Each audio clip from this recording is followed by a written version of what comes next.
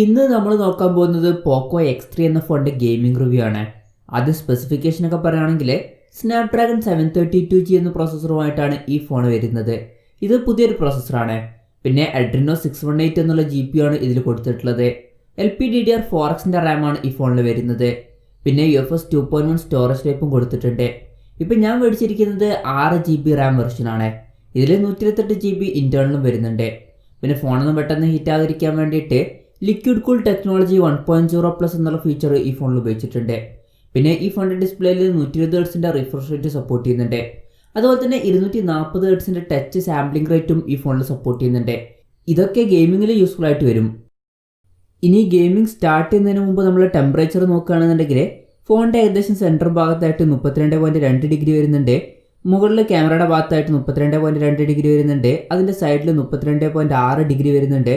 പിന്നെ താഴെ ഭാഗത്തായിട്ട് 32.2 ഡിഗ്രിക്കാണ് വരുന്നത്. ബാക്കിൽ ക്യാമറ മോഡ്യൂളിൻ്റെ അവിടെ 29.7 ഡിഗ്രി വരുന്നുണ്ട്. അതിൻ്റെ സൈഡിലായിട്ട് 31.9 ഡിഗ്രി വരുന്നുണ്ട്.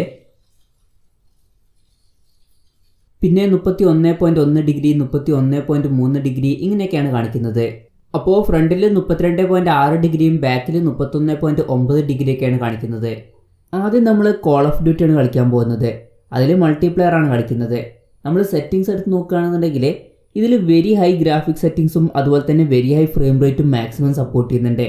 നമ്മൾ ഹൈ ഗ്രാഫിക്സ് സെറ്റിങ്സിൽ കളിക്കുകയാണെന്നുണ്ടെങ്കിൽ മാക്സിമം ഫ്രെയിം റേറ്റും ഇതിൽ സപ്പോർട്ടാവും. പിന്നെ നമ്മൾ ഫസ്റ്റ് കളിക്കാൻ പോകുന്നത് ഹൈ ഗ്രാഫിക്സ് സെറ്റിങ്സിലും അതുപോലെ തന്നെ മാക്സിമം ഫ്രെയിം റേറ്റിലുമാണ്. ഇപ്പോൾ ഗെയിമിംഗ് സ്റ്റാർട്ട് ചെയ്തിട്ടുണ്ട്.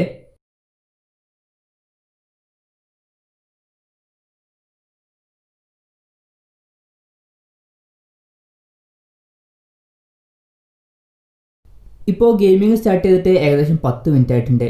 ഇനി നമുക്ക് ടെമ്പറേച്ചർ നോക്കാം. ഫോണിൻ്റെ സെൻറ്റർ ഭാഗത്തായിട്ട് 34.7 ഡിഗ്രി വരുന്നുണ്ട്. ക്യാമറ മോഡ്യൂളിൻ്റെ അവിടെ 36.7 ഡിഗ്രി എത്തുന്നുണ്ട്. പിന്നെ സൈഡ് ഭാഗത്തായിട്ട് 38.9 ഡിഗ്രി വരുന്നുണ്ട്. അതുപോലെ 38.3 ഡിഗ്രി, 38.6 ഡിഗ്രി ഒക്കെ വരുന്നുണ്ട്.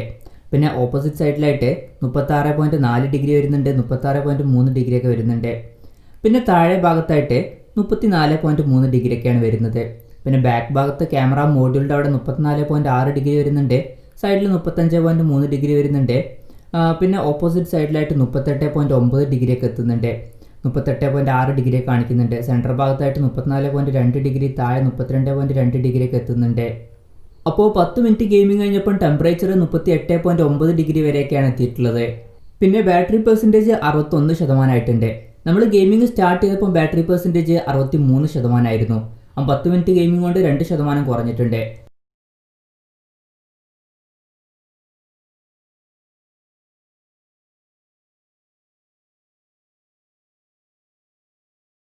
ഇനി നമുക്ക് ഗ്രാഫിക്സ് സെറ്റിങ്സ് ഒന്ന് മാറ്റി വെക്കാം. ഇപ്പോൾ ഉള്ളത് ഹൈ ഗ്രാഫിക്സ് സെറ്റിങ്സിലാണ്. അത് മാറ്റിയിട്ട് നമ്മൾ വെരി ഹൈ ഗ്രാഫിക്സ് സെറ്റിങ്സിലോട്ട് മാറ്റാൻ പോവുകയാണ്. വെരി ഹൈ ഗ്രാഫിക്സ് സെറ്റിങ്സിലും അതുപോലെ തന്നെ വെരി ഹൈ ഫ്രെയിം റേറ്റിലാണ് ഇനി നമ്മൾ ഗെയിം കളിക്കാൻ പോകുന്നത്. ഇപ്പോൾ നമ്മൾ ഗ്രാഫിക്സ് സെറ്റിങ്സ് മാറ്റിയിട്ടുണ്ട്. ഇപ്പോൾ ഗെയിമിംഗ് സ്റ്റാർട്ട് ചെയ്തിട്ടും ഏകദേശം 15 മിനിറ്റ് ആയിട്ടുണ്ട്. ഇനി നമുക്ക് ടെമ്പറേച്ചർ നോക്കാം. ഫോണിൻ്റെ സെൻറ്ററിൽ 34.9 ഡിഗ്രിയാണ് കാണിക്കുന്നത്. പിന്നെ ക്യാമറ മോഡ്യൂളിൻ്റെ അവിടെ 37.3 ഡിഗ്രി കാണിക്കുന്നുണ്ട്. അതുപോലെ തന്നെ ക്യാമറ മോഡ്യൂളിൻ്റെ അവിടെ 37.6 ഡിഗ്രി കാണിക്കുന്നുണ്ട്. പിന്നെ സൈഡിലായിട്ട് 39.1 ഡിഗ്രി വരെ എത്തുന്നുണ്ട്. 38.9 ഡിഗ്രി കാണിക്കുന്നുണ്ട്. പിന്നെ മറ്റേ സൈഡിൽ 36.7 ഡിഗ്രി, 36.5 ഡിഗ്രി ഒക്കെയാണ് കാണിക്കുന്നത്. താഴെ 34.8 ഡിഗ്രി കാണിക്കുന്നുണ്ട്. പിന്നെ ബാക്കിലെ ക്യാമറ മോഡ്യൂളിൻ്റെ അവിടെ 34.1 ഡിഗ്രി, പിന്നെ സൈഡിൽ 36 ഡിഗ്രി ഇങ്ങനെയൊക്കെ കാണിക്കുന്നുണ്ട്. പിന്നെ ഇപ്പുറത്തെ സൈഡിൽ 38.4 ഡിഗ്രി കാണിക്കുന്നുണ്ട്. അതുപോലെ 37.8 ഡിഗ്രി കാണിക്കുന്നുണ്ട്. പിന്നെ സെൻറ്ററിൽ 33.6 ഡിഗ്രി, താഴെ 32.3 ഡിഗ്രിക്കാണ് കാണിക്കുന്നത്. അപ്പോൾ 15 മിനിറ്റ് ഗെയിമിംഗ് കഴിഞ്ഞപ്പം ഫ്രണ്ടിൽ 39.1 ഡിഗ്രി വരെയാണ് കാണിക്കുന്നത്. ബാക്കിൽ 38.4 ഡിഗ്രി വരെയും കാണിക്കുന്നുണ്ട്. അപ്പോൾ 15 മിനിറ്റ് ഗെയിമിംഗ് കഴിഞ്ഞിട്ടും വലിയ ഹീറ്റിംഗ് ഇഷ്യൂസ് ഒന്നും കാണിക്കുന്നില്ല. പിന്നെ ബാറ്ററിയുടെ കാര്യം പറയുകയാണെങ്കിൽ ഇപ്പം 60% ആയിട്ടുണ്ട് ബാറ്ററി. ഈ ഫോണിൽ അത്യാവശ്യം നല്ലൊരു ഗെയിമിംഗ് എക്സ്പീരിയൻസ് തന്നെയാണ് എനിക്ക് കിട്ടിയിട്ടുള്ളത്. ലാഗും കാര്യങ്ങളൊന്നും കാര്യമായിട്ട് വരുന്നില്ല. അത്യാവശ്യം നന്നായിട്ട് തന്നെ ഗെയിം കളിക്കാൻ കഴിയുന്നുണ്ട്. പിന്നെ കാര്യമായിട്ട് ഹീറ്റിംഗ് ഇഷ്യൂസ് ഒന്നും വരുന്നില്ല. ഈ ഫോണിൽ സ്നാപ്ഡ്രാഗൺ 732G എന്ന പ്രോസസ്സറാണ് വരുന്നത്.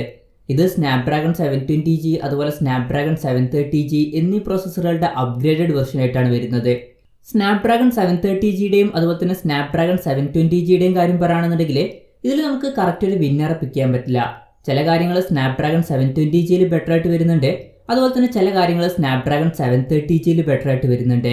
സ്നാപ്ഡ്രാഗൺ 732Gയിൽ ചെയ്തിട്ടുള്ള കാര്യം എന്താണെന്ന് വെച്ചാൽ സ്നാപ്ഡ്രാഗൺ 720Gയിൽ ബെറ്റർ ആയിട്ടുള്ള കാര്യങ്ങളും അതുപോലെ തന്നെ സ്നാപ്ഡ്രാഗൺ 730Gയിൽ ബെറ്റർ ആയിട്ടുള്ള കാര്യങ്ങളും ഈ ഒരു പ്രോസസ്സറിലോട്ട് കൊണ്ടുവന്നിട്ടുണ്ട്. അപ്പോൾ സ്നാപ്ഡ്രാഗൺ 720Gയിൽ ബെറ്റർ ആയിട്ട് വരുന്ന ക്ലോക്ക് സ്പീഡും അതുപോലെ തന്നെ സ്നാപ്ഡ്രാഗൺ 730Gയിൽ ബെറ്റർ ആയിട്ട് വരുന്ന ആർക്കിടെക്ചറും ഈ ഒരു പ്രോസസ്സറിൽ നമുക്ക് കിട്ടുന്നുണ്ട്. അതുപോലെ തന്നെ സ്നാപ്ഡ്രാഗൺ 730Gയിൽ വരുന്ന 15% ഫാസ്റ്റ് ആയിട്ടുള്ള GPUയും ഇതിലോട്ട് കൊണ്ടുവന്നിട്ടുണ്ട്. അപ്പോൾ സത്യം പറഞ്ഞാൽ സ്നാപ്ഡ്രാഗൺ 730Gയും അതുപോലെ തന്നെ സ്നാപ്ഡ്രാഗൺ 720Gയും കൂടിയ ഒരു പ്രോസസ്സറാണ് സ്നാപ്ഡ്രാഗൺ 732G എന്ന് പറയാവുന്നതാണ്. ഇതിൽ അത്യാവശ്യം നല്ലൊരു പെർഫോമൻസും കാര്യങ്ങളൊക്കെ നമുക്ക് കിട്ടുന്നുണ്ട്. പിന്നെ ഇത് 8nm പ്രോസസ്സറാണ്. അപ്പോൾ ഹീറ്റിംഗ് ഇഷ്യൂസും കുറച്ചൊക്കെ ഒന്ന് കുറയുന്നുണ്ട്. പിന്നെ ഈ ഒരു ഫോണിൽ 240 ഹെർട്സിൻ്റെ ടച്ച് സാമ്പിളിംഗ് റേറ്റ് സപ്പോർട്ട് ചെയ്യുന്നുണ്ട്. അതായത് ഈ ഫോണിൽ നമ്മൾ ടച്ച് ചെയ്യുമ്പം നമ്മുടെ ടച്ച് ഈ ഫോൺ വളരെ ഫാസ്റ്റ് ആയിട്ട് തന്നെ റെക്കഗ്നൈസ് ചെയ്യുന്നുണ്ട്. ഇത് ഗെയിമിങ്ങിലൊക്കെ യൂസ്ഫുൾ ആയിരിക്കും. അതായത് നമ്മൾ വളരെ ഫാസ്റ്റ് ആയിട്ട് ടച്ച് ചെയ്യുമ്പം പെട്ടെന്ന് തന്നെ ഇത് രജിസ്റ്റർ ആവുന്നുണ്ട്. അപ്പോൾ ഗെയിമിങ്ങിൻ്റെ കാര്യത്തിൽ അതെനിക്കൊരു പ്ലസ് പോയിന്റ് ആയിട്ട് തോന്നിയിട്ടുണ്ട്. പിന്നെ ഫോണിൻ്റെ ഡിസ്പ്ലേയിൽ 120 ഹെർട്സിൻ്റെ റിഫ്രഷ് റേറ്റ് സപ്പോർട്ട് ചെയ്യുന്നുണ്ട്. അപ്പോൾ നമ്മൾ കൂടിയ റിഫ്രഷ് റേറ്റുള്ള ഗെയിം കളിക്കുകയാണെന്നുണ്ടെങ്കിൽ ആ ഒരു ഫീച്ചറും യൂസ്ഫുൾ ആയിട്ട് വരും. ഇപ്പോൾ നമ്മൾ ഗെയിമിംഗ് സ്റ്റാർട്ട് ചെയ്തിട്ട് ഏകദേശം 25 മിനിറ്റ് ആയിട്ടുണ്ട്. ഇനി നമുക്ക് ടെമ്പറേച്ചർ ഒന്ന് നോക്കാം. ഫോണിൻ്റെ സെൻറ്റർ ഭാഗത്തായിട്ട് ഏകദേശം 36.7 ഡിഗ്രി വരുന്നുണ്ട്. മുകളിലെ ക്യാമറ മോഡ്യൂളിൻ്റെ അവിടെ 38.8 ഡിഗ്രി, സൈഡിലായിട്ട് 41 ഡിഗ്രി എത്തുന്നുണ്ട്. പിന്നെ സൈഡിലായിട്ട് തന്നെ 41.2 ഡിഗ്രി വരെ എത്തുന്നുണ്ട്. പിന്നെ ഇപ്പുറത്തെ സൈഡിൽ 38.2 ഡിഗ്രി വരുന്നുണ്ട്. പിന്നെ ഫോണിൻ്റെ താഴെ ഭാഗത്തായിട്ട് 36.5 ഡിഗ്രി ഒക്കെയാണ് വരുന്നത്. ബാക്കിൽ ക്യാമറ മോഡ്യൂളിൻ്റെ അവിടെ 35.5 ഡിഗ്രി വരുന്നുണ്ട്. പിന്നെ സൈഡിൽ 37 ഡിഗ്രി വരുന്നുണ്ട്. ഇപ്പുറത്തെ സൈഡിൽ 39.8 ഡിഗ്രി ഒക്കെയാണ് വരുന്നത്.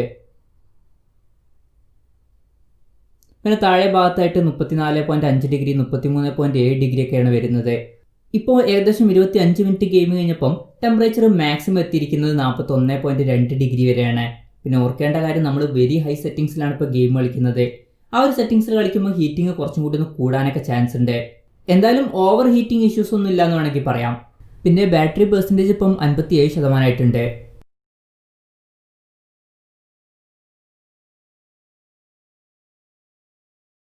ഇപ്പോൾ ഏകദേശം അരമണിക്കൂർ ഗെയിമിംഗ് കഴിഞ്ഞിട്ടുണ്ട്. ഇനി നമുക്ക് ടെമ്പറേച്ചർ നോക്കാം. ഫോണിൻ്റെ സെൻട്രലായിട്ട് 37 ഡിഗ്രി വരുന്നുണ്ട്. പിന്നെ ക്യാമറ മോഡ്യൂളിൻ്റെ അവിടെ 39.2 ഡിഗ്രി വരുന്നുണ്ട്. പിന്നെ സൈഡിലായിട്ട് 41.4 ഡിഗ്രി, അതുപോലെ തന്നെ 41.2 ഡിഗ്രി ഒക്കെയാണ് വരുന്നത്. പിന്നെ ഇപ്പുറത്തെ സൈഡിലായിട്ട് 38.3 ഡിഗ്രി വരെ എത്തുന്നുണ്ട്.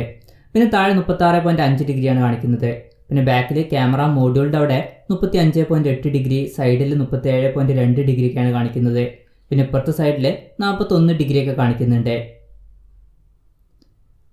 പിന്നെ സെൻറ്റർ ഭാഗത്തായിട്ട് 35.1 ഡിഗ്രി, താഴെ 34.8 ഡിഗ്രിയൊക്കെയാണ് കാണിക്കുന്നത്.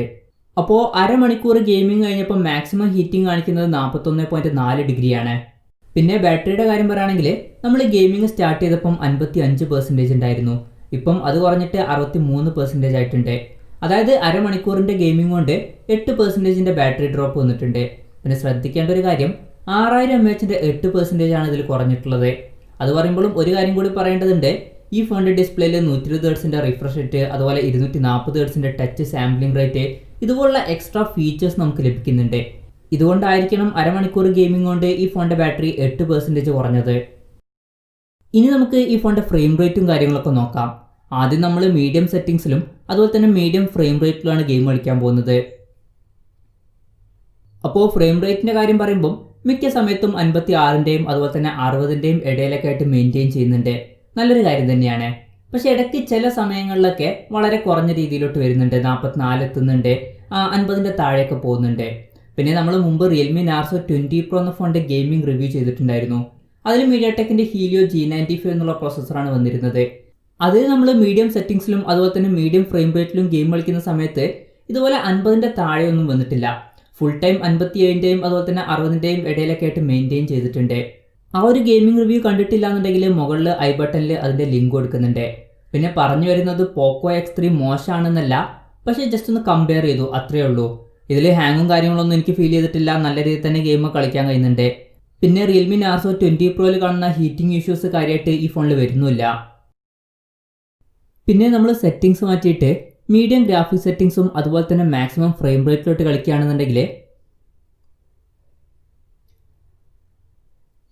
ഈ ഒരു സമയത്ത് പലപ്പോഴും ഫ്രെയിം റേറ്റ് 56-ൻ്റെയും അതുപോലെ തന്നെ 60-ൻ്റെയും ഇടയിലൊക്കെ വരുന്നുണ്ട്.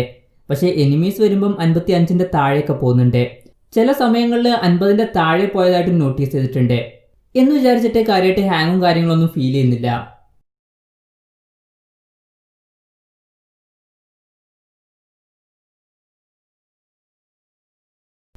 ഇപ്പം നമ്മൾ സെറ്റിങ്സ് മാറ്റിയിട്ട് ഹൈ ഗ്രാഫിക്സ് സെറ്റിങ്സും അതുപോലെ തന്നെ മാക്സിമം ഫ്രെയിം റേറ്റും ആക്കിയിട്ടുണ്ട്. ഇതിൽ ഫ്രെയിം റേറ്റും കാര്യങ്ങളൊക്കെ എങ്ങനെ ഉണ്ടെന്നുള്ള കാര്യം ജസ്റ്റ് ഒന്ന് ചെക്ക് ചെയ്യാം. ഈ ഒരു സെറ്റിങ്സിൻ്റെ കാര്യം പറയുകയാണെന്നുണ്ടെങ്കിൽ ഈ ഒരു സെറ്റിങ്സിൽ നമ്മൾ കളിക്കുന്ന സമയത്ത് എനിമീസൊക്കെ വരുന്ന സമയത്ത് 55-ൻ്റെ താഴെ ഫ്രെയിം റേറ്റ് പോകുന്നുണ്ട്. പിന്നെ ചില സമയത്തൊക്കെ 50-ൻ്റെ താഴെയാണ് വരുന്നത്. ഈവൻ 40-ൻ്റെ താഴെ വരെ ഫ്രെയിം റേറ്റ് പോയിട്ടുണ്ട്. ജസ്റ്റ് ഒരു റെഫറൻസിന് പറയുകയാണ്, റിയൽമി നാർസോ 20 പ്രോയിൽ ഹൈ സെറ്റിങ്സിലും അതുപോലെ തന്നെ ഹൈ ഫ്രെയിം റേറ്റിലും നമ്മൾ ഗെയിം കളിച്ചപ്പം 40-ൻ്റെ താഴെയൊന്നും ഫ്രെയിം റേറ്റ് പോയിട്ടില്ല. പക്ഷേ ഈ ഫോണിൽ പോകുന്നുണ്ട്. എന്ന് വിചാരിച്ചിട്ട് ബുദ്ധിമുട്ടും കാര്യങ്ങളൊന്നുമില്ല, വലിയൊരു ഹാങ്ങോ കാര്യങ്ങളോ ഒന്നും എനിക്ക് ഫീൽ ചെയ്തിട്ടില്ല. ഇനി നമ്മൾ സെറ്റിങ്സ് മാറ്റുകയാണ്. വെരി ഹൈ ഗ്രാഫിക്സ് സെറ്റിങ്സും അതുപോലെ തന്നെ വെരി ഹൈ ഫ്രെയിം റേറ്റിലോട്ട് കളിക്കാൻ പോവുകയാണ്. ഈ ഒരു സെറ്റിങ്സിൽ നമ്മൾ കളിക്കുന്ന സമയത്ത് പലപ്പോഴും 50-ൻ്റെ താഴെ ഫ്രെയിം റേറ്റ് വരുന്നുണ്ട്. എനിമീസൊക്കെ വരുന്ന സമയത്ത് ചില സമയത്ത് 40-ൻ്റെ താഴെ വരുന്നുണ്ട്, 35 ആ ഒരു റേഞ്ചിലൊക്കെ എത്തുന്നുണ്ട്. അപ്പം ഈ ഒരു വെരി ഹൈ സെറ്റിങ്സിലൊക്കെ ഇട്ട് കളിക്കുന്ന സമയത്ത് ഫ്രെയിം റേറ്റ് കറക്റ്റായിട്ടൊന്നും മെയിൻറ്റെയിൻ ചെയ്യുന്നില്ല. പിന്നെ ചില സമയത്ത് എനിമീസ് ഒന്നും അടുത്ത് വന്നിട്ടില്ലെങ്കിലും 55-ൻ്റെ ഒക്കെ താഴെ പോകുന്നുണ്ട്. എന്ന് വിചാരിച്ചിട്ട് നേരത്തെ പറഞ്ഞ പോലെ എനിക്ക് ഹാങ്ങും കാര്യങ്ങളൊന്നും ഫീൽ ചെയ്തിട്ടില്ല. പിന്നെ പബ്ജിയുടെ കാര്യം പറയുകയാണെങ്കിൽ പബ്ജിയിൽ HD ഹൈ സെറ്റിങ്സ് ആണ് മാക്സിമം സപ്പോർട്ട് ചെയ്യുന്നത്. പിന്നെ സ്മൂത്തിൽ ഇടുകയാണെന്നുണ്ടെങ്കിൽ അൾട്രാ ഫ്രെയിം റേറ്റ് സപ്പോർട്ട് ചെയ്യുന്നുണ്ട്. പബ്ജിയിൽ നമുക്ക് മാക്സിമം 40 FPS ആണ് കിട്ടുന്നത്. മിക്ക സമയത്തും ഒരു ആവറേജ് ആയിട്ട് 35 FPS ആണ് കാണിക്കുന്നത്. പിന്നെ എനിമീസ് ഒക്കെ വരുമ്പോൾ 30 ആ ഒരു റേഞ്ചിലോട്ട് വരുന്നുണ്ട്. പിന്നെ ചില സമയത്ത് അതിലും താഴെയും വരുന്നുണ്ട്. അപ്പോൾ ഓവറോൾ പറയുകയാണെന്നുണ്ടെങ്കിൽ പോക്കോ X3 അത്യാവശ്യം നല്ലൊരു ഗെയിമിംഗ് എക്സ്പീരിയൻസും കാര്യങ്ങളൊക്കെ നമുക്ക് കിട്ടുന്നുണ്ട്. പിന്നെ ഓവർ ഹീറ്റിംഗ് ഇഷ്യൂസ് ഒന്നും ഈ ഫോണിൽ വരുന്നില്ല. പിന്നെ ബാറ്ററി ഡ്രെയിൻ്റെ കാര്യം പറയുമ്പം അരമണിക്കൂർ ഗെയിമിംഗ് കൊണ്ട് തന്നെ 6000 mAhന്റെ 8% തീരുന്നുണ്ട്. ഇത് നമുക്ക് എക്സ്ട്രാ 120 Hzന്റെ റിഫ്രഷ് റേറ്റ്, 240 Hzന്റെ ടച്ച് സാമ്പിളിംഗ് റേറ്റ് ഇതുപോലുള്ള ഫീച്ചേഴ്സ് ലഭിക്കുന്നത് കൊണ്ടായിരിക്കണം.